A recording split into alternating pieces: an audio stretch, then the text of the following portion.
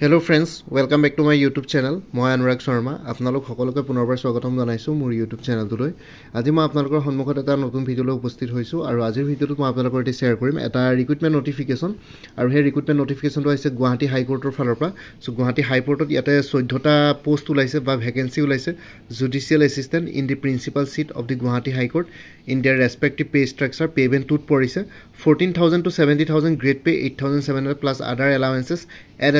as admissible under the rules ঠিক আছে so ইয়াতে এটো grade 3 post হয় judicial assistant এটা clerical cadre হয় আৰু এটো গুৱাহাটী হাইকোৰ্টৰ প্ৰিন্সিপাল সিটত পৰিব আপোনালোকৰ গ্ৰেড পে 8700 পেমেন্টত পৰে 14000 to 17000 পে স্কেল হয় আৰু ডেসক্ৰিপচনত ইম্পৰ্টেন্ট ডেটস বিলাক আছে অনলাইন এপ্লিকেশনৰ সাবমিশনৰ ডেট স্টাৰ্ট হ'ব 12 নৱেম্বৰ 2024 12 নৱেম্বৰ পৰা আৰম্ভ হ'ব আবেলি 3টা বজাৰ পৰা আৰু হেখৰটো ডেট হ'ল last date for submission of online application 27 November 27 তাৰিখলৈকে আছে নৱেম্বৰ আবেলি 5টা বজালৈকে আৰু ফি পেমেন্টৰ লাষ্ট ডেটটো হ'ল 30 নৱেম্বৰ 2024 38 নৱেম্বৰ মানে till bank transaction hours so 30 November লৈকে আপোনালোকে ফি পেমেন্ট কৰিব পাৰিব কোনবাই যদি ধৰক অনলাইন সাবমিশন কৰিলে ফি পেমেন্টটো থাকি গল তেতিয়া আৰু 3 দিন এক্সট্ৰাকে দিছে 27 নৱেম্বৰৰ লৈকে অনলাইন এপ্লিকেশনৰ লাষ্ট ডেট আৰু তাৰ ভিতৰতে আপোনালোকে কৰিবই লাগিব ম্যান্ডেটৰিলি বাকি ফি পেমেন্টটো যদি কাৰোবাৰ কেনেবাকে প্ৰবলেম হয় বা কিবা থাকি যায় তেতিয়া হলে 30 তাৰিখলৈকে আপোনালোকৰ হাতত সময় থাকিব till bank transaction hour ঠিক আছে সো ইয়াতে ক্যাটেগৰি ওয়াইজ দেখিছে আনৰিজাৰ্ভড 8টা আছে OBC MOBC কাৰণে ৰিজাৰ্ভ আছে 6টা SC ST প্লেন্স ST হিলছত এটাও নাই টোটাল 14টা আৰু PWBD কাৰণে এটা ৰিজাৰ্ভ আছে আৰু ইয়াতে উইমেন ৰিজাৰ্ভেশন মেন ৰিজাৰ্ভেশন তেনেকুৱা একো কথা নাই কাৰণ গুৱাহাটী হাই কোৰ্টটো এটা অটোনমাস বডি হয় ইয়াতে কোনো তেনেকুৱা উইমেন বা ফিমেল ৰিজাৰ্ভেশন ইয়াতে নাই আৰু যেহেতু SC ST প্লেন্স ST হিলছৰ কাৰণে কোনো পোষ্ট ৰিজাৰ্ভ নাই তেওঁলোকে জেনাৰেল ক্যাটেগৰিৰ লগত কম্পিট কৰিব পাৰিব আৰু OBC MOBC সকলে 6টা পোষ্টৰ বাহিৰেও বাকি জেনাৰেল ক্যাটেগৰি 8টা পোষ্টৰ এগেইনষ্টে কম্পিট কৰিব পাৰিব SC ST প্লেন্স ST হিলছও আনৰিজাৰ্ভৰ 8টা পোষ্টৰ এগেইনষ্টে কম্পিট কৰিব পাৰিব সো টোটাল 14টা পোষ্ট সকলোৰে কাৰণে জেনাৰেলৰ 8টা বাকি সকলোৰে কাৰণে 14টা পোষ্ট ইয়াতে আছে বাকি 14টা OBC MOBC কাৰণে 6টা বাৰ বাদ দিম বাকি জেনাৰেলৰ 8টা কাৰণে SC ST প্লেন্স ST হিলছে কম্পিট কৰিব পাৰিব আৰু PWBD তাৰ ভিতৰৰ পৰাই থাকিব আৰু ইয়াতে এজ লিমিটটো দিয়া আছে category wise age limit for the post as on last date of receipt of application will be as under so online application last date 27 November দিছে 27 নৱেম্বৰত আপোনালোকৰ 40 আনৰিজাৰ্ভ ক্যাটেগৰি খিনি কথা কৈছো 40 বছৰতকৈ ওপৰত হ'ব লাগিব 40 years not more than 40 years ঠিক আছে আপাৰ এজ লিমিটটো OBC MOBC কাৰণে 43 years ৰ ওপৰত হ'ব না লাগিব SC ST plains ST hills 45 years তকৈ ওপৰত হ'ব না লাগিব PWBD 50 years তকৈ ওপৰত হ'ব না লাগিব আৰু categories belonging to OBC MOBC category shall have to produce a valid non criminal certificate competent authority পৰা ইস্যু কৰা তেওঁলোকে ডকুমেন্ট ভেৰিফিকেশনৰ টাইমত দেখুৱাব লাগিব সো প্ৰডিউস কৰিব লাগিব যদি নহয় তেতিয়ালে ভেৰিফিকেশন তাতে ডকুমেন্ট ভেৰিফিকেশন তেওঁলোকৰ ৰিজাৰ্ভ হ'ব ঠিক তেনেদৰে persons with benchmark disable PWBD candidates সকলেও তেনেকুৱা কৰিব লাগিব সো এইখিনি বাৰু নাযাও এলিজিবিলিটি ক্ৰাইটেৰিয়া কৈছে ক্যান্ডিডেটজন গ্ৰেজুৱেট হ'ব লাগিব from a recognized university so যিকোনো গ্ৰেজুৱেটে এটা এপ্লাই কৰিব পাৰিব আৰ্টস সায়েন্স কমাৰ্স তেনেকুৱা একো কথা নাই he must have working knowledge of computer so computer working knowledge লাগিব আৰু ইয়াতে আৰু এটা কথা কৈছো এনি গ্ৰেজুৱেট বুলি কৈছে হয় কিন্তু এটা ইঞ্জিনিয়াৰিং ক্যান্ডিডেটস খিনি BCA BBA হেখিনি এপ্লাই কৰিব দিয়ে নাই নাজানো আপোনালোকে অনলাইন এপ্লিকেশন কৰি চালে গম পাব বা গুৱাহাটী হাই কোৰ্টৰ আগতে যদি কিবা পৰীক্ষাত যদি কোনবা এপ্লাই কৰি দিছে তেতিয়ালে গম পাব ইঞ্জিনিয়াৰিং ক্যান্ডিডেটসক দিয়ে নিদিয়ে মই সিওৰ নহয় আগতে সাকে নিদিছিলে সো এতিয়া আৰ্টস সায়েন্স কমাৰ্স জেনাৰেল গ্ৰেজুৱেট কিন্তু দিব BA BSc BCom বাকিখিনি দিয়ে নিদিয়ে মই সিওৰ নহয় আপোনালোকক ইয়াতে ক্লিয়াৰ কৰি দিছো আপোনালোকে গুৱাহাটী হাই কোৰ্টৰ অফিচিয়েল কি বুলি কয় যোনটো কি বুলি কয় কন্টাক্ট নাম্বাৰ আছে বা যোনটো আপোনালোকৰ হেল্পলাইন নাম্বাৰ আছে তাতে কল কৰি এবাৰ সুধি যাব পাৰিব candidates must possess the aforesaid eligibility criteria age on the last date of submission of online application ঠিক আছে ক্যান্ডিডেট জনে এই অনলাইন এপ্লিকেশন লাষ্ট ডেটত এই যোনখিনি এলিজিবিলিটি ক্ৰাইটেৰিয়া তেওঁলোকে মেনশন কৰিছে এইখিনি থাকিব লাগিব আৰু ক্যান্ডিডেট জনৰ এমপ্লয়মেন্ট এক্সচেঞ্জ ৰেজিষ্ট্ৰেচন নাম্বাৰ থাকিব লাগিব অসমৰ তেতিয়াহে এপ্লাই কৰিব পাৰিব অসমৰ এমপ্লয়মেন্ট এক্সচেঞ্জ ৰেজিষ্ট্ৰেচন নাম্বাৰ থাকিব লাগিব তেওঁ আৰু কম্পিউটাৰ নলেজত তেওঁলোকৰ নলেজ থাকিব লাগিব কম্পিউটাৰ কাম কৰা আৰু লগতে যিকোনো স্নাতক হ'ব লাগিব মানে গ্ৰেজুৱেট হ'ব লাগিব সো এতিয়া সিলেকশন প্ৰসেছটো কথা কওঁ সিলেকশন প্ৰসেছৰ ফাৰ্স্ট ষ্টেজত আছে ৰিটেন এক্সামিনেশন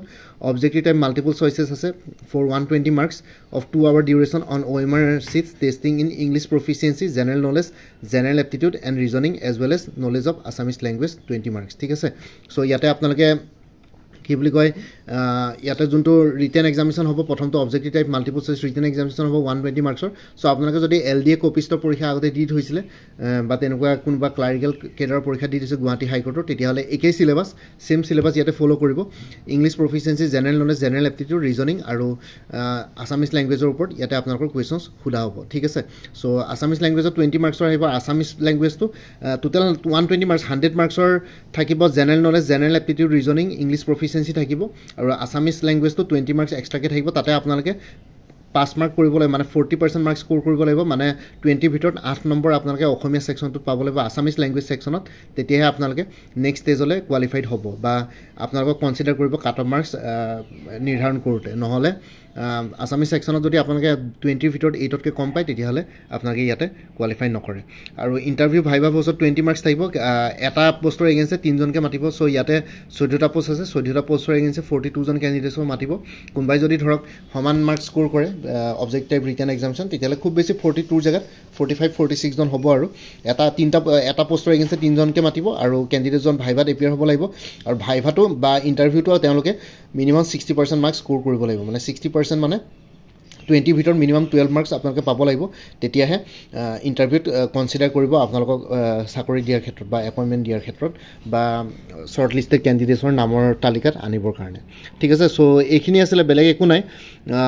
আৰু ফাইনেল চিলেকশ্যন আপোনালোকৰ হ'ব grand total marks obtain by the candidate written examination আৰু ইণ্টাৰভিউ ভাইভা পোষ্ট দুটাৰ টোটেল মিলাই পেলাই আপোনালোকৰ যিমান গ্ৰেণ্ড টোটেল হ'ব চ' গ্ৰেণ্ড টোটেল প্ৰথমটোতো 100 মাৰ্কছ 120 মাৰ্কছ কিন্তু 20 মাৰ্কছটো আছামিজ সেইটো কোৱালিফাইং নেচাৰ হয় সেইটো মাৰ্কছ এড নহয় ফাইনেল চিলেকশ্যনত যেতিয়া আপোনালোকৰ টোটেল মাৰ্কছ কাউণ্ট কৰে তাত just qualifying nature so' 100 plus ইণ্টাৰভিউত 20 মাৰ্কছ 120 মাৰ্কছৰ ভিতৰত আপোনালোকে যিমান স্ক'ৰ কৰিব সেইটোৰ ভিত্তিতে আপোনালোকৰ ফাইনেল চিলেকশ্যন হ'ব ঠিক আছে চ' এইখিনিয়ে আছিলে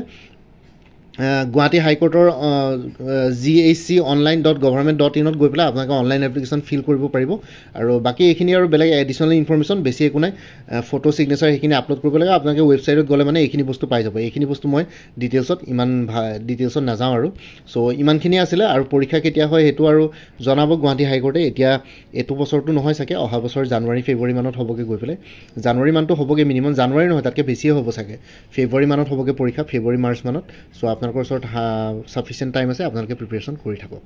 আৰু কোনোবা যদি এলিজিবল বা ইণ্টাৰেষ্টেড কেণ্ডিডেট আছে এপ্লাই কৰিব পাৰে চ' জুডিচিয়েল এছিষ্টেণ্টৰ এটা ফুল কোৰ্চ এভেইলেবল আছে আৰু কোনোবাই যদি আগতে মোৰ পৰা কিবা কোৰ্চ লৈ থৈছিলে এবাৰ জনাই দিব কাৰণ আগতে যোনখিনি কোৰ্চ লৈ থৈছিলে সেইবিলাকৰ লগত চিলেবাছ অলমষ্ট আইডেণ্টিকেল হয় আপোনালোকৰ যিমান পৰীক্ষা আছে APSC হওক আছাম ডাইৰেক্ট ৰিক্ৰুটমেণ্ট হওক আছাম পুলিচে হওক বা জুডিচিয়েল এছিষ্টেণ্ট সেইবিলাকৰ লগত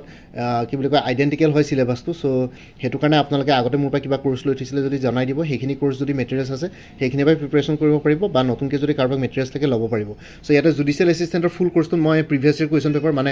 LDA কপিষ্টৰ এখন previous year question paper include কৰিছোঁ তাতে আপোনালোকে আইডিয়া পাব কেনেকুৱা আহিছে কাৰণ LDA কপিষ্টৰ লগত একেই অফিচিয়েল চিলেবাছ একে এক্সাম পেটাৰ্নো একে তাতো 20 মাৰ্কছৰ আছামিজ ছেকশ্যন এটা থাকে আপোনালোকে চাই ল'ব পাৰিব আছামিজ ছেকশ্যন মই ইয়াতে কভাৰ কৰিছোঁ এই কোৰ্চটোত আছামিজ ছেকশ্যনটো পাই যাব 3000 MCQs থাকিব অসমৰ ওপৰত নৰ্থ ইষ্টাৰ্ণ ষ্টেটছৰ ওপৰত 50টা MCQs থাকিব 3000টা MCQs থাকিব ইণ্ডিয়ান ইকনমিক্সৰ ওপৰত Indian history society art and কালচাৰৰ ওপৰতো 3000 MCQs থাকিব 3000 MCQs থাকিব ইণ্ডিয়ান পলিটি কনষ্টিটিউশ্যনৰ ওপৰত 3000 MCQs থাকিব জিঅ'গ্ৰাফী ইক'লজি এনভাইৰনমেণ্টৰ ওপৰত 320 MCQs থাকিব জেনেৰেল ছায়েন্সৰ ওপৰত 275 MCQs থাকিব কম্পিউটাৰ নলেজৰ ওপৰত আৰু 1500তকৈ বেছি MCQs থাকিব কাৰেণ্ট এফেয়াৰ্ছৰ ওপৰত জানুৱাৰী 2023 পৰা অক্টোবৰ 2024 লৈকে আছে আৰু কাৰেণ্ট এফেয়াৰ্ছবিলাক আপোনালোকে লাইফ টাইমৰ কাৰণে পাই থাকিব মোৰ পৰা কোৰ্চ ল'লে তাৰ কাৰণে এডিশ্যনেল পে'মেণ্ট কৰিব নালাগে আৰু এখন জেনেৰেল মেণ্টেল এবিলিটি বা নিউমেৰিকেল এপ্টিটিউডৰ ষ্টেপ বাই ষ্টেপ এক্সপ্লেনেশ্যনৰ ফৰ্মুলাৰ এখন হেণ্ড ৰিটেন নোটবুক পাই যাব নোটবুক মানে কি আৰু সেইটো PDF ফৰ্মেটতে আছে আৰু লগতে আৰু এটা কথা ইয়াতে পাহৰি গ'লোঁ ইংলিছ ছেকশ্যনটো ইয়াতে ইনক্লুডেড আছে কোৰ্চটোত মই ইয়াতে মেনশ্যন কৰিবলৈ পাহৰিলোঁ আপোনালোকে ইংলিছ ছেকশ্যনটো ইয়াতে ইনক্লুড কৰি ল'ব পাৰে চ' গোটেই ফুল কোৰ্চটোৰ টোটেল প্ৰাইচ হ'ব 17,000কৈ বেছি MCQs ইয়াতে কভাৰ কৰা হৈছে PDF ফৰ্মেটত প্ৰাইচটো হ'ব 350 অনলি কোনোবা যদি ইণ্টাৰেষ্টেড কেণ্ডিডেট আছে তেতিয়া হোৱাটছএপ নম্বৰটো মেছেজ কৰি জনাওক 9706557851 আৰু কোনোবা যদি আগতে মোৰ পৰা কিবা কোৰ্চ লৈ থৈছিলে জনাই দিব তেতিয়া আগৰ মেটেৰিয়েলছখিনি বাদ দি যোনখিনি এডিশ্যনেল মেটেৰিয়েলছ লাগে সেইখিনি ল'লেই হ'ব বাকী আপোনালোকে যদি আৰু বাকী আপকামিং এক্সামছবিলাকৰ কাৰণে প্ৰিপেৰেশ্যন কৰি আছে তেতিয়াহ'লে কোৰ্চেছবিলাক এভেইলেবল আছে গুৱাহাটী হাইকোৰ্ট জুডিচিয়েল এছিষ্টেণ্টৰ কথা ক'লোৱে ফুল কোৰ্চ 350 APSC ষ্টেন'গ্ৰাফাৰ গ্ৰেড 2 ফুল কোৰ্চ এভেইলেবল আছে 300ত APSC এনফৰ্চমেণ্ট ইনস্পেক্টৰ ফুল কোৰ্চ এভেইলেবল আছে 375ত APC এনফৰ্চমেণ্ট ইনস্পেক্টৰ মোক মডেল কুৱেশ্যন পেপাৰ এখন আছে with answers 50 ৰুপিছত APC assistant accounts officer APTCL AGCৰ কাৰণে ফুল কোৰ্ছ এভেইলেবল আছে জেনেৰেল ইংলিছ জেনেৰেল নলেজ আৰু মেথমেটিক্স ডেছক্ৰিপটিভ তিনিখন পেপাৰৰ ওপৰত 400ত আৰু কোনোবাই যদি একাউণ্টেঞ্চি কোৰ্ছ ছাবজেক্ট হিচাপে ল'ম বুলি ভাবিছে তেওঁলোকৰ কাৰণে এটা এক্সটাৰ্নেল লিংক শ্বেয়াৰ কৰিম তাতে 3000 MCQs পাই যাব প্ৰেক্টিছৰ কাৰণে উইথ এক্সপ্লেনেশ্যন বাকী মেথমেটিক্স আৰু ষ্টেটিষ্টিক্স ৰিলেটেড মোৰ তাত কোনো কোৰ্চেছ এভেইলেবল নাই উমেন এণ্ড চাইল্ড ডেভেলপমেণ্টৰ ষ্টেটিষ্টিকেল এছিষ্টেণ্টৰ ফুল কোৰ্ছ এভেইলেবল আছে 350ত আছাম পুলিচ SI কনষ্টেবল আৰু অন্যান্য পোষ্টসমূহৰ কাৰণে ফুল কোৰ্ছ এভেইলেবল আছে 350ত আৰু কাৰেণ্ট এফেয়াৰ্ছবিলাক ক'লোৱে প্ৰত্যেক মাহে পাই থাকিব লাইফ টাইমৰ কাৰণে জাষ্ট এটা ৰিমাইণ্ডাৰ মেছেজ দিলেই হ'ল ইয়াতে কোনোবা যদি ইণ্টাৰেষ্টেড কেণ্ডিডেটছ আছে তেতিয়াহ'লে এই হোৱাটছএপ নম্বৰত মেছেজ কৰি জনাওক 9706557851 আপোনালোকক কোনটো কোৰ্ছ লাগে কোৰ্ছৰ কণ্টেণ্টছখিনি শ্বেয়াৰ কৰিম লগতে পে'মেণ্টৰ লিংক দি দিম পে'মেণ্ট কৰাৰ লগে লগে গোটেই কোৰ্ছটো নিজৰ হোৱাটছএপত PDF ফৰ্মেটত পাই যাব চ' ইয়াতে হোৱাটছএপ নাম্বাৰটো যোনটো দিয়া আছে এইটো অনুগ্ৰহ কৰি কল নকৰিব এইটো জাষ্ট হোৱাটছএপ মেছেজৰ কাৰণে এভেইলেবল কলৰ কাৰণে এভেইলেবল নহয় বাকী ভিডিঅ' ডেছক্ৰিপশ্যনৰ কমেণ্ট ছেকশ্যন চেক কৰক তাতে কোৰ্ছখিনিৰ কথা আৰু এবাৰ উল্লেখ কৰিছোঁ আপোনালোকে তাতে গৈ পেলাই চাই ল'ব পাৰিব আৰু লগতে মোৰ আৰু এটা চেনেল আছে অসম আইকিউ বুলি সেই চেনেলটোৰ লিংকটো এই ভিডিঅ'টোৰ ডেছক্ৰিপশ্যনত শ্বেয়াৰ কৰিছোঁ আপোনালোকে সেইটো চেনেলো ছাবস্ক্ৰাইব কৰি ল'ব পাৰিব চ' ভৱিষ্যতলৈ এনেকুৱা ধৰণৰ কম্পিটিটিভ এক্সামছবিলাক দিয়াৰ ক্ষেত্ৰত অলপ এক্সট্ৰা গাইডেঞ্চ পাই যায় বাকী মোৰ ভিডিঅ'ছবোৰ চাই যদি ভাল পায় মোৰ চেনেলটো ছাবস্ক্ৰাইব কৰি ল'ব আৰু লগতে আপোনালোকৰ যিমানখিনি ফেমিলি ফ্ৰেণ্ডছ